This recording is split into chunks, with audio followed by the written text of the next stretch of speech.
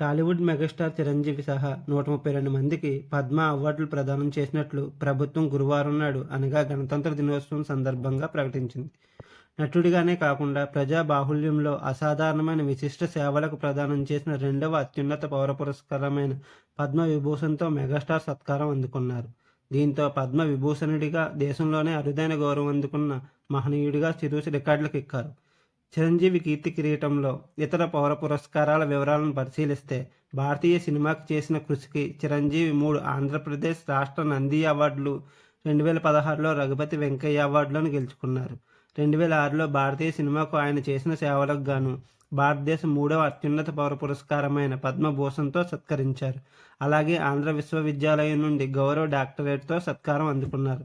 ఈ సంవత్సరం చిరంజీవితో పాటు నటి వైజయంతి మాలబాలిని కూడా 2024లో పద్మవిభూషణ్ వరించింది. చిరంజీవి 1978లో పునాదిరాళ్ళు సినిమాతో నటుడిగా అరంగేట్రం చేశారు. అయినప్పటికీ అతను 1997లో సింధూరంతో తన ప్రధాన పురోగతిని పొందాడు. దాదాపు 4 దశాబ్దాల కెరీర్లో చిరంజీవి తెలుగు, హిందీ, తమిళం, కన్నడం సహా పలు భాషల్లో 155కు పైగా చిత్రాల్లో నటించారు. మంత్రిగారి వియ్యంకుడు, రుద్రవీణ, ఇంద్ర, ఠాగూర్, స్వయం కృషి, Aapadbandhavudu, Gharana Mogudu, gang leader, Stalin, Godfather, Waltair Veerayya వంటి బ్లాక్ బస్టర్ చిత్రాల్లో నటించారు.